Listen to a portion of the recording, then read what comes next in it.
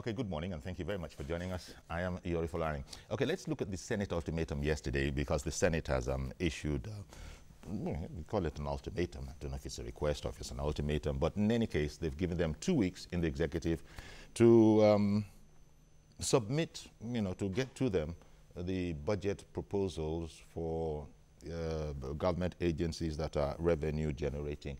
They don't report to any minister, and so they're on their own, and the Senate is invoking the Fiscal Responsibility Act. Okay, we'll look at that this morning, and my guest, well, the first, guest this morning, we start with her, is Morenike Babington Ashaye. Babington Ashaye. Babington Ashaye. Yes. Thank you very much for coming on. Former Chairman, Ogun State Revenue Service. It goes without saying that she's a professional accountant as well. Thank you very much for coming on the program. Thank you. Thank you for having me. Indeed. Now, first of all, give me your overview. People see the word ultimatum in there and are wondering, is this another trouble? But these 2 weeks that they must submit, and they're invoking the Fiscal Responsibility Act, it doesn't appear that this has been the practice in the past, even though it is fully legal. Well, I think the ultimatum being issued by the legislators, there's nothing wrong with it because they observed, and I think we are very lucky that one of them observed that all the corporations, agencies of government that are self-accounting have not submitted their budget. They have not gone through the normal process of budgeting before the House. And that is quite wrong. It is. Because they have the larger share of revenue that they should account to the House for. And I'm actually wondering, because I don't know how the House would have passed that budget, sent it to the executive, without having actually had those agencies who are generating agencies to report. Because the revenue is the most important thing. You must be sure of your resources, of the revenue, before you start talking about expenditure. So how they discuss expenditure without talking about revenue actually surprised me. So they should have been the first group to actually be dealt with. So it seems that, as you said, they noticed this, and you said it's just as well, it's lucky they noticed it. But you being in that field already, there are some speculations that, well, it never, this is very, very right, as you have just said. It is right. It is right, but it sort of wasn't very much in practice before. Now, it's like there was a different approach to things. It might be slackness or whatever you want to call it. But because you've just wondered, how did they arrive at conclusive conversations or discussions when those people had not reported to them? Apparently, there's a sort of man-no-man, we have an idea. I wouldn't say that. It could just be procedural lapses. Okay. I wouldn't think that the legislators will want to pass a budget without being sure of the revenue.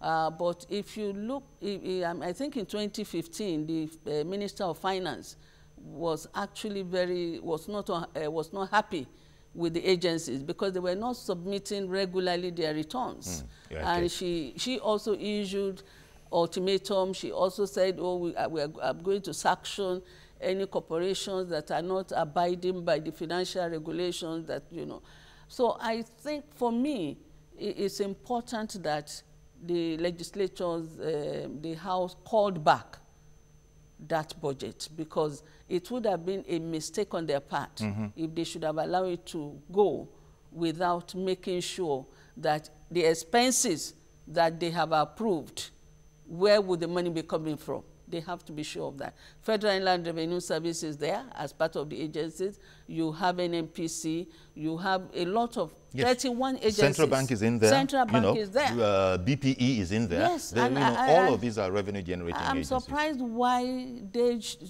had not even taken it upon themselves to make sure that they present to the House. Okay. Well, let's hear from Senator Madu. Maybe he'll shed a bit more light on these matters. Okay. It's not only an infraction of the Fiscal Responsibility Act of 2007, it is also an affront to our Constitution which we also ought to uphold. Our President, General Muhammad Buhari, in 2016, sent to this National Assembly the Appropriation Act for that year, together with those estimates. So I'm at a loss why in 2017 the ministers found it impossible to accompany the same Appropriation Act of 2017 with those estimates of the agencies under them. We need to take stringent steps and compel these parastatals, give them ultimatum from now to submit all their budgets so that the National Assembly will look into them and pass it for them. Otherwise, we will take it as gross misconduct. That all agencies and parastatals should stop further capital expenditure in the current year until they comply with the Fiscal Responsibility Act and the Constitution. Those in favor of this additional prayer say aye. Those against say nay. The ayes have it. And I cannot see how we can continue in a society where we are fighting corruption, where people will be spending money without approval, without appropriation. It must stop. It will stop, and it's going to stop from now. Clearly, we have made a position that based on this amendment, this motion, they must get the budget into us. Okay, so there you go. The Deputy Senate President Ekweremadu sort of, shedding a bit more light, and the Senate President, rounding it all off, just couldn't understand how matters have got this far. And for that matter, people probably can't understand why the Senate approved it in the first instance and is now seeing it and saying, what's going on here? This is not tolerable. We've since been joined by Lekan Shote, our financial journalist, veteran financial journalist. Thank you very, very much for coming on the program. What do you make of this? They've passed it, now they're recalling it. Procedural lapses, it's very, very important. In fact, as we've been told by Mrs. Babington, Ashaye, this would have been forefront before you actually arrived at any kind of resolution. What do you think is going on here? She was hinting to something, that maybe there has been some lapses in the past. Don't forget the Fiscal Responsibility Act came out 2007 or 2008. Yeah, 2007. Which means that somebody realized that something is missing and they passed the act. Because until then, it was very much, nobody bothered to find out what your revenue profile is. Until 2014, when there was some kind of altercation between the then Minister of Finance, Dr. Okonje-Iweala, and there was issues that what happened to the budget of the 31, I think they are now 38 agencies. Oh, they've gone up to 38. I think they are about 31. Last I looked, they were 31. Okay. But, agencies now. And then customs is by included in there. 2014, the budget, national budget of the three arms, executive, legislative, and judiciary, was about 4-point-something trillion. Yes. These 31 agencies, let's agree at 31, we're going to spend about $12.7 trillion naira. Their budget is bigger than the national budget, and it's never disclosed. What happens is that, even the procedure for passing that budget, there's even almost no debate. They just present the papers, you present the papers, and they just look at it and say, let it go. There's no proper scrutiny. So I'm happy that, and then even the Fiscal Responsibility Act, which talks about the medium-term economic expenditure plan, says that their budget of those agencies must be explained even on a 3-year basis. Exactly, just like the government. Just like the national budget itself. And then, so what you have for each year is just one aspect, and it should be renewable. The 3 years should be renewable every 3 years. So now that we are now not even having nobody talking about it, I think somebody should face criminal charges for this. Well, because we were looking at how could this happen. Let's go on a break. Stay with us, please. We'll be right back, and in due course, we'll include your calls.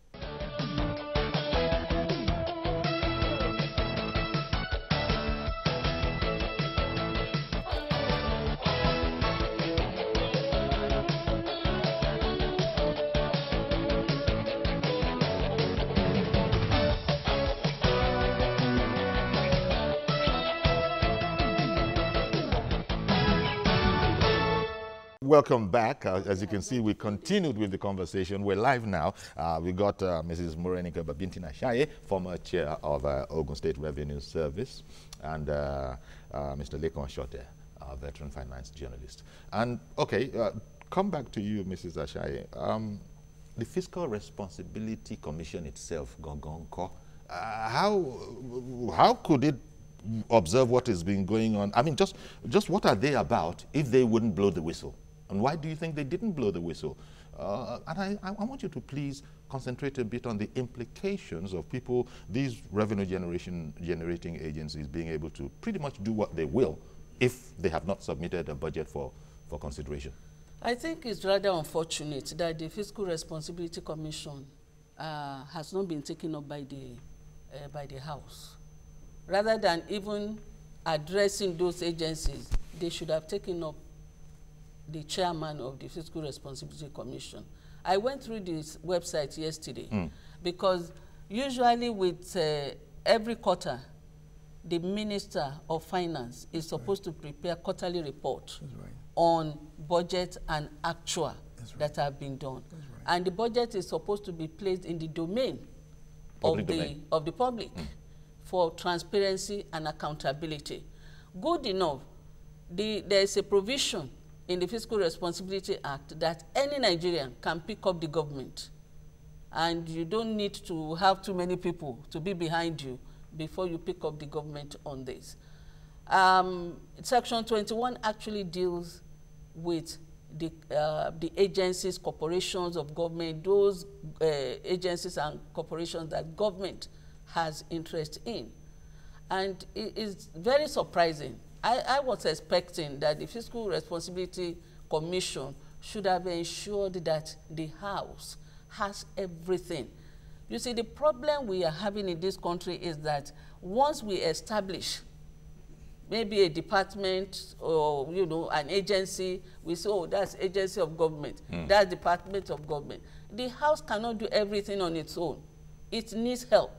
And there's so many agencies that are supposed to be helping the House if they really want transparency, accountability, and they believe that the Nigerian people have got a lot to gain from the budget. So I think we should be concentrating on the Fiscal Responsibility Commission. Indeed. Why it has not been doing its job, because when I looked into the website, all I was seeing was investigation. Even this issue of budget should have come up. Indeed. You know, what do you think, Lekon? The potential, I'm not saying that it's necessarily been exploited, I don't know, but the potential for havoc, quite frankly, is monumental.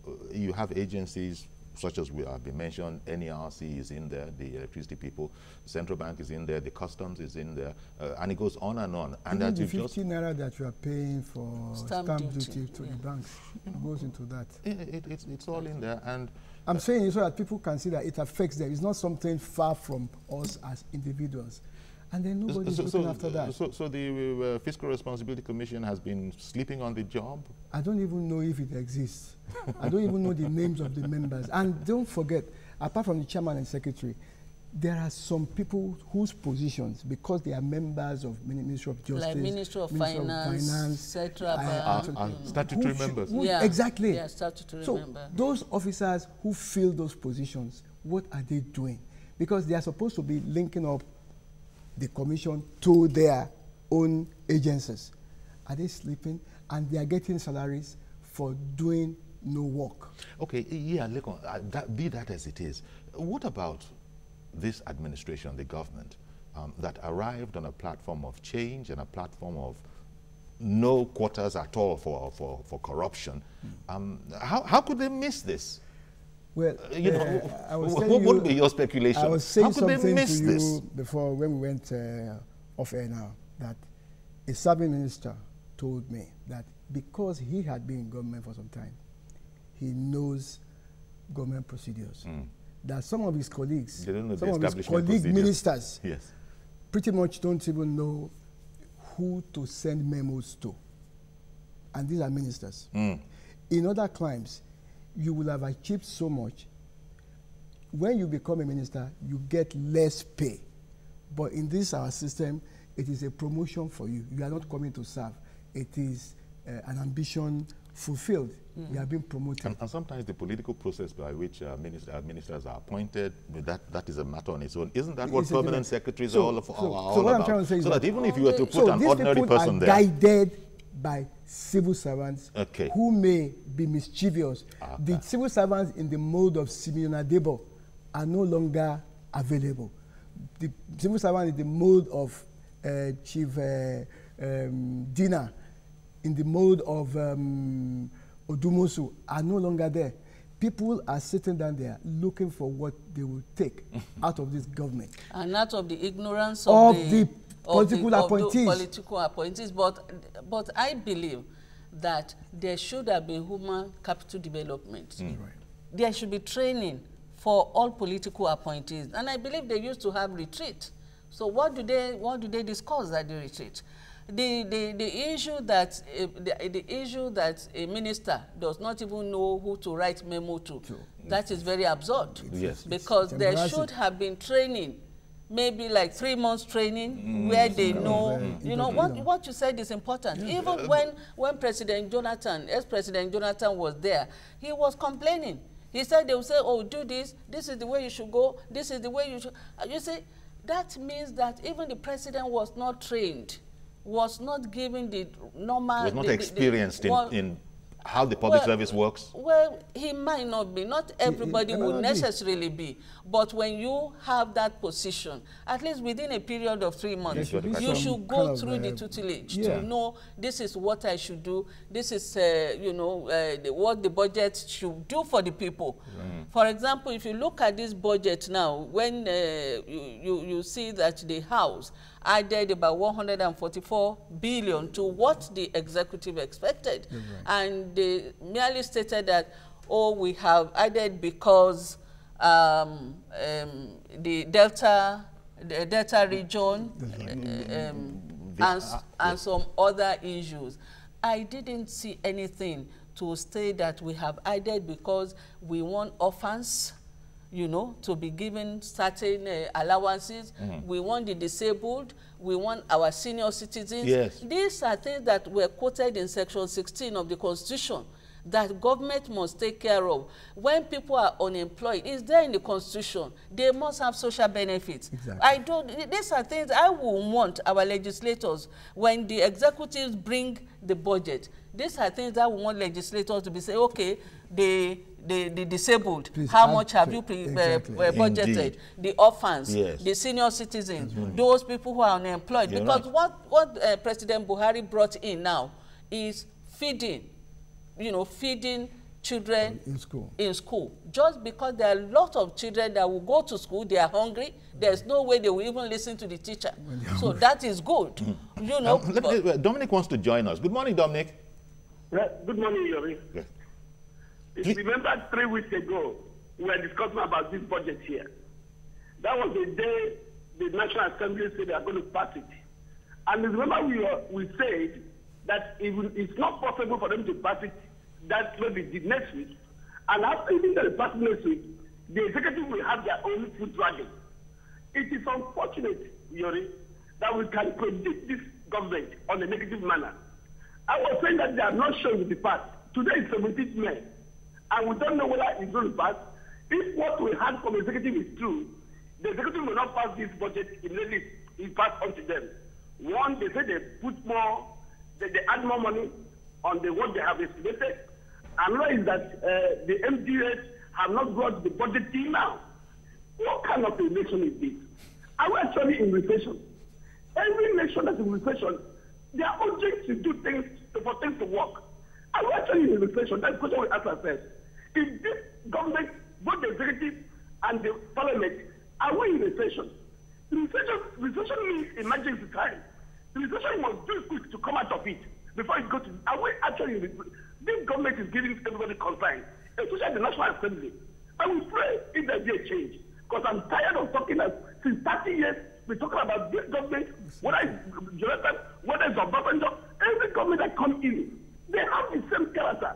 It gives everyone concern. We voted for change. What is the change? That's not because we are going to invent the wheel. But we do things differently as we did before. But Yori, you agree with me. It's also the same and the same. Thank you. Thank you very much for calling in, Reverend Dominic. So that I don't have to interrupt you, let me quickly go on the commercial break now, and then we'll come back. Stay with us, please.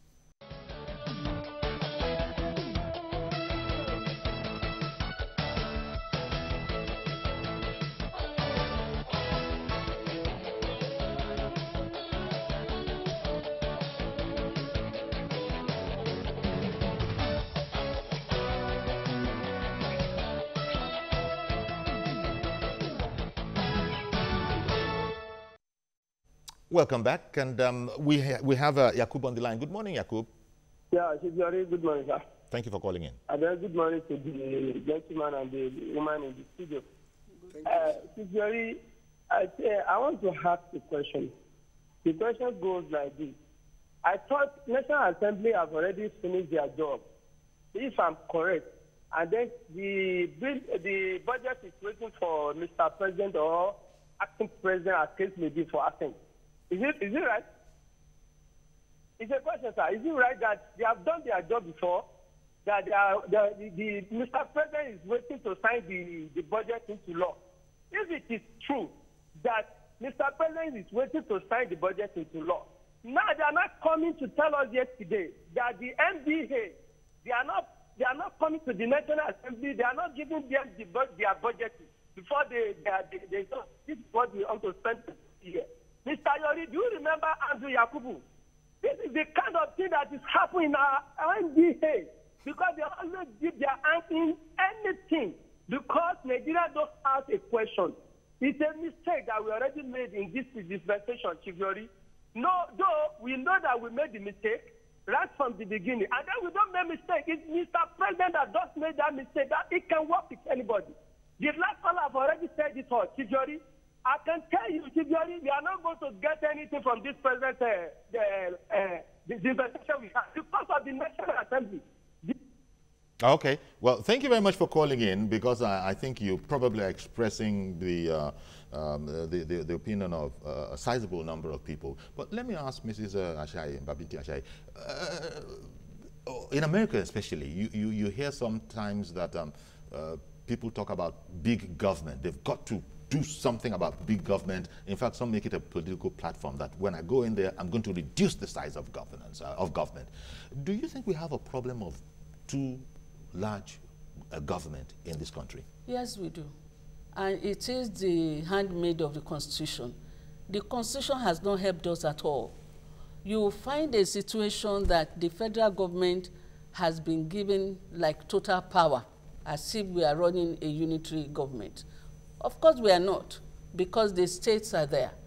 But I thought that the Constitution would have restricted the federal government on its functions. If you look at Constitution of other countries, what the federal government has to do would have been spelled out, okay, so that they don't go beyond their boundary. You can imagine the federal government talking about universal basic primary education. What is their business in that? That's for the local government. Or talking about secondary school, unity schools all over. That should be for... these are relics of the military era, aren't they? Exactly, exactly. And we need, that is why I keep saying that we need to restructure.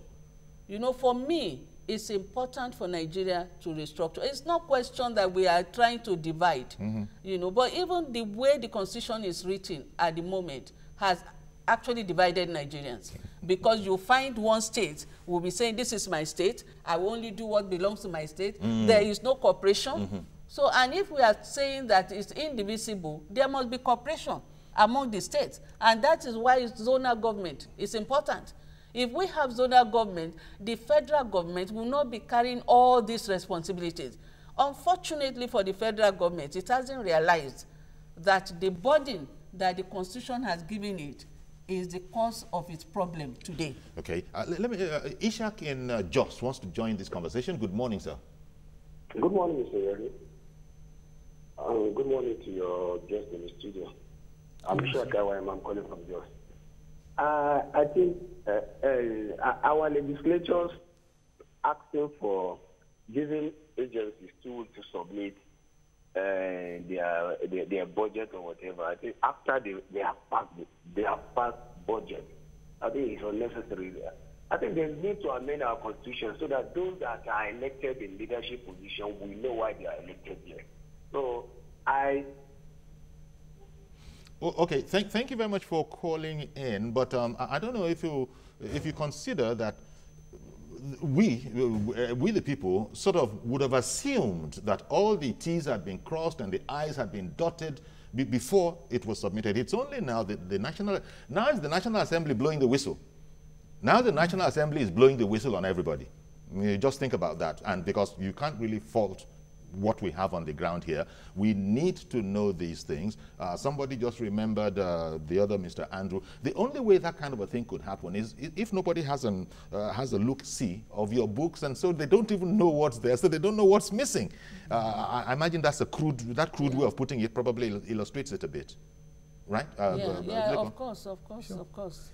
We should be thankful to that senator that blew the whistle. We would have seen money again given to the dead when the living are not having, you know. Well, I suppose 2 weeks is enough for them to do the needful. But the question that is being asked, you know, that gentleman just asked that, but wait a minute, I don't know too much book. They have already sorted this whole matter out. They've approved it. It's just waiting for assent. And then suddenly, before the assent, you've remembered all of this. It's very untidy. I think let's explain some things to ourselves. The easiest way, the simplest way that I can put it is to say there are two budgets. There is a national budget that is expended by the three arms of government: the executive, the legislative, as well as the judiciary. Now, there are some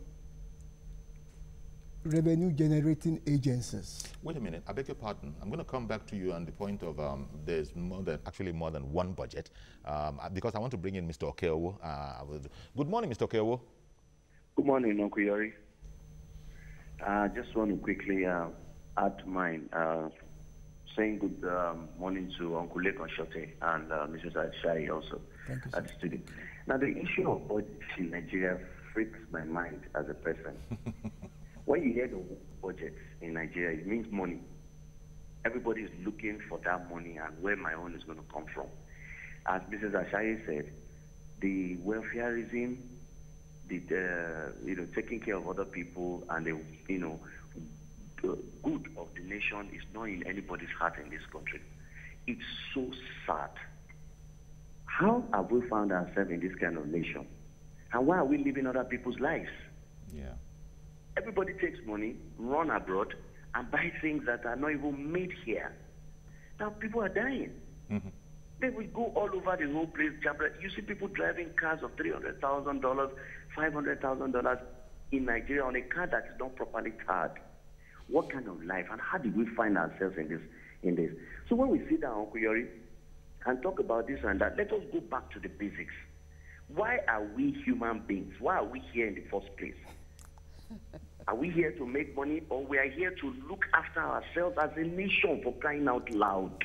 Thank you very much, Mr. Okeowo. Really appreciate your call, and it reminds me, I was just listening to the political debates going on in the UK, and the political parties are trying to beat each other because somebody's trying to make capital out of. We are going to increase the spend on mental health for our people.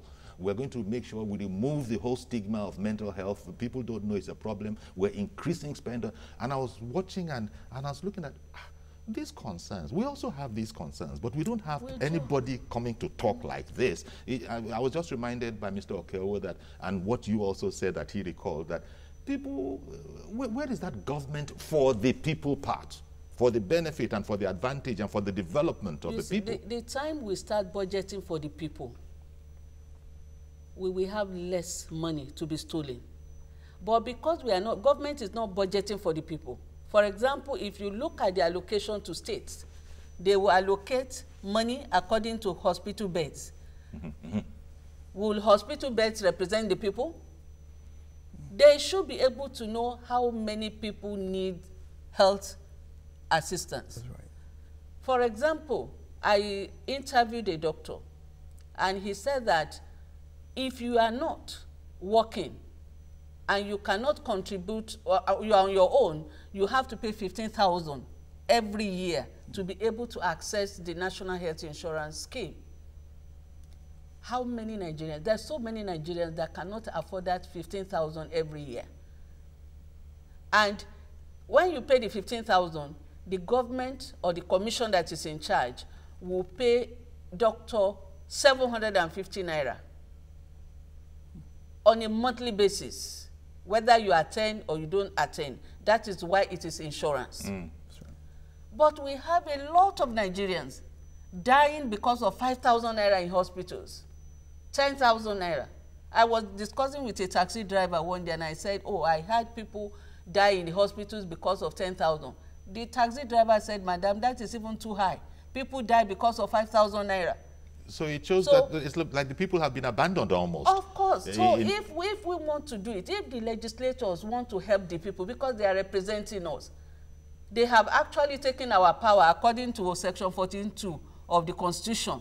The power they have now is taken from us, given to the legislators. So they should be feeling... To wield on our behalf.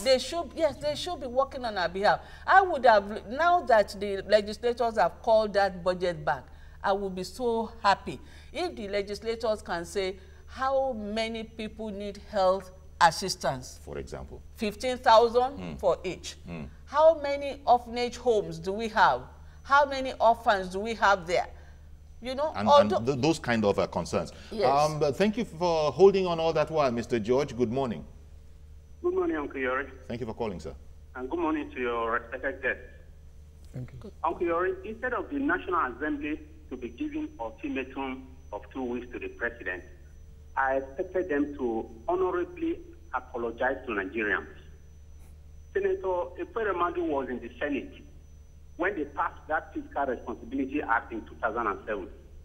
And he has been Deputy Senate President for about 7 years within that period. He never raised any objection to this. He knew that that organization or that act was in place. He never raised any objection. The NNPC, the former governor of Central Bank, the emir now, blew a whistle about the non-remittance of funds from NNPC. It was not sufficient for Senator Ekweremadu to recall that these people do not come and present their budget for it. All these things, let me say, you see, I've said it before, Uncle Yori, that what you say or what you do is not what counts. It is what lies behind it. In my view, the Senate is simply still annoyed that people have forced them to open their budget, even though they have not even opened it fully. Some of these agencies, they listed. Oh, okay. We saw them appearing before the budget committee to defend their budget. I'm aware, sir, that the Central Bank, by an act of the same parliament, Mr. Ekweremadu was there when they passed that act. The budget of the Central Bank does not come to the National Assembly. It resides with the president because of the autonomy that the Central Bank has. I don't know about the other agencies. But they are now accusing the same Central Bank that they passed a law that their budget shouldn't come. Where do we go from here? Okay. Question. Thank you very much for calling me in, Mr. George. Let me get some perspective on the points you raise. We'll look on first. Yes, I was saying something before we went on break. The budget that the three arms of government will spend is what we all talk about. That is $7.44 trillion, I mean, naira.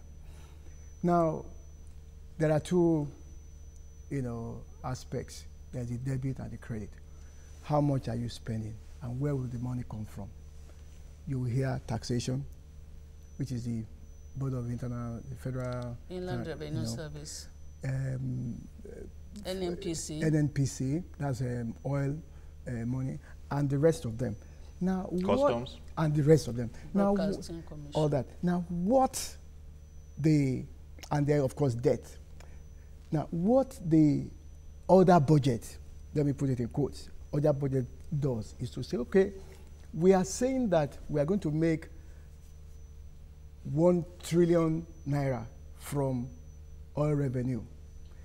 NNPC is going to be able to supply us 1 trillion naira by this formula. That is why that budget is like accounting within account. Yes. They are accounting, backing up what we are submitting in the national budget itself. Do you understand? Stamp duty through whether NIPOST or CBN or whichever of the agencies. This is how much we are going to be getting from it, and this is how much it's going to be, because they are supposed to actually retain part of their revenue, those agencies. Because they are self-accounted. Because they are self-accounted. They are supposed to even make profit, as a matter of fact. NPA and the rest of them. Now, for saying that we are going to be able to get $500 billion or $500 billion naira from stamp duty, this is how we are going to get it. This is what this other, shall I say, auxiliary budget is for. And that is why it is usually far, far bigger than the national budget itself. Okay, because that is where a lot of the money that will be spent on. I understand that, but I'm going to let you, I'm going to come back because I've got to go on this almighty commercial break. Stay with us, please.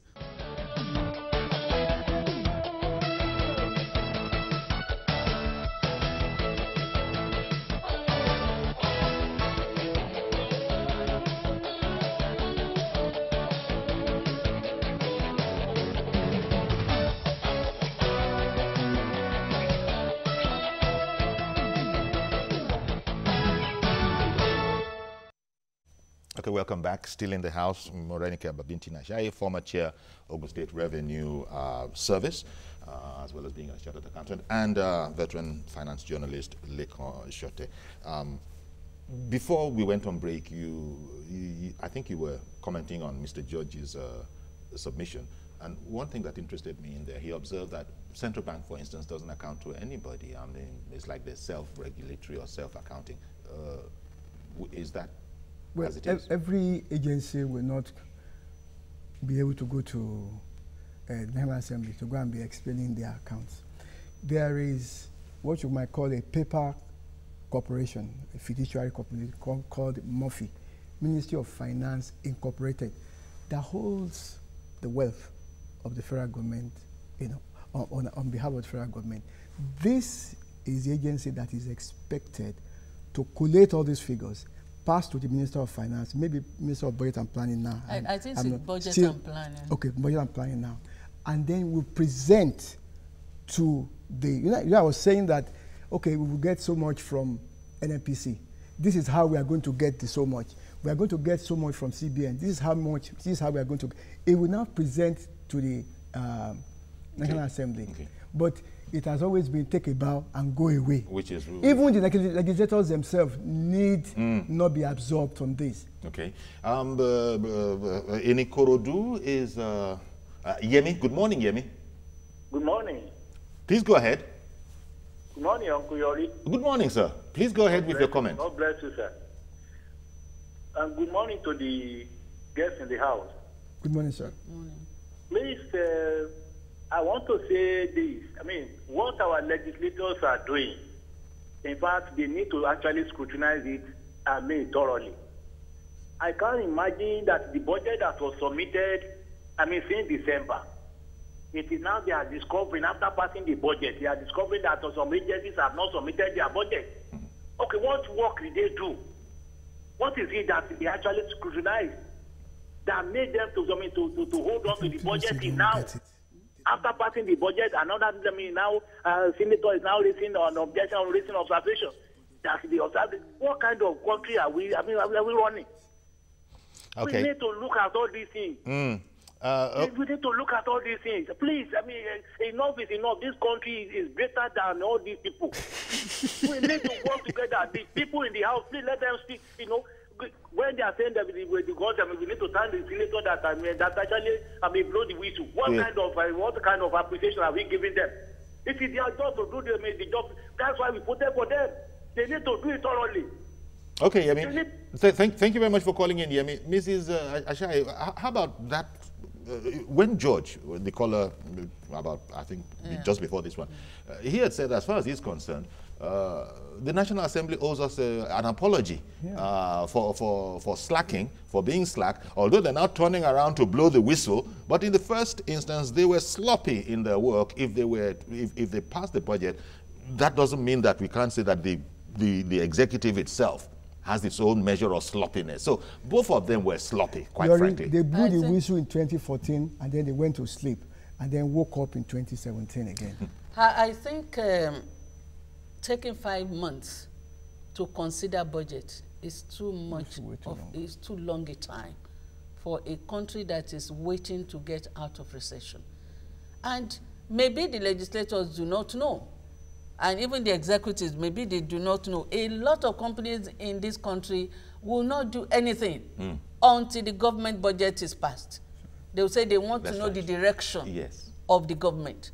So we cannot afford to waste 5 months.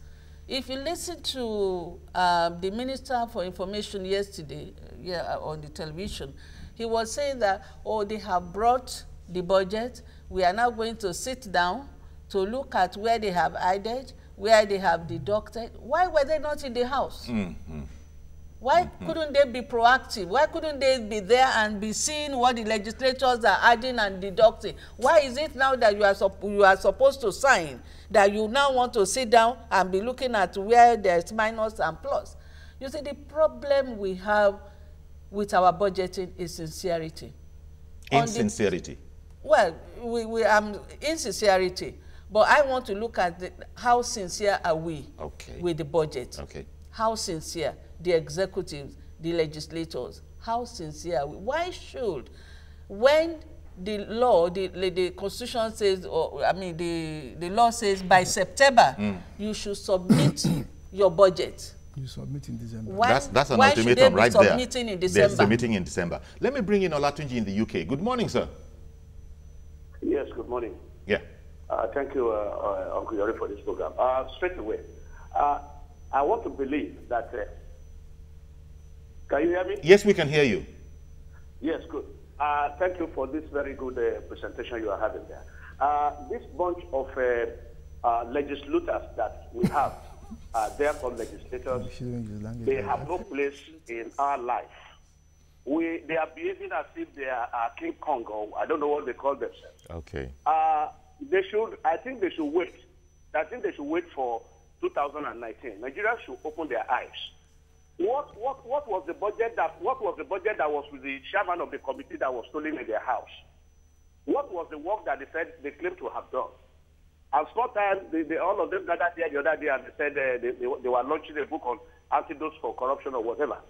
I mean, my brother, I think what we should do is that these senators should wait for us 2019. And those of us who are in diaspora, I think we are ashamed of the kind of legislators that we have there. Okay. Thank you very much, Uncle Yori.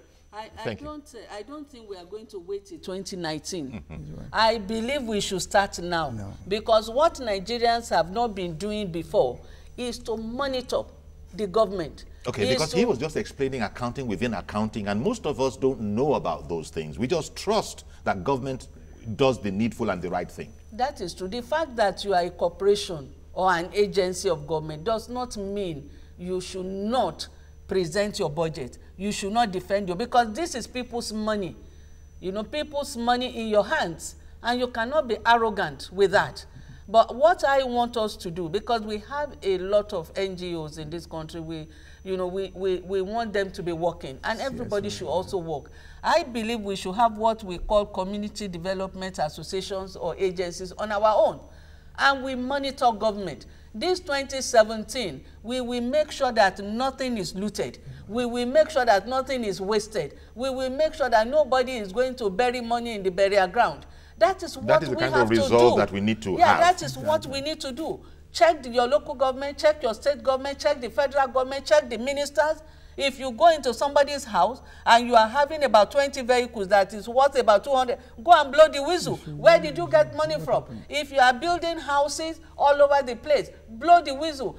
This is our money, because there is nobody that will come to government with his or her money. And you have no right Nobody has the right to waste people's money. Indeed, and somebody referred to the antidote for corruption that was presented by our distinguished senator. I'm sure Dino he knows best. He knows best. Let me say this. In rounding off, let please. me say this, Yori. Yes. In America, there's an organ called CBO, Congressional Budget Office. I recall as a student in America, the person who was heading that was somebody called Alice Rivlin. What she does is, as the executive arm is preparing the budget, she is monitoring so that when the budget comes in to the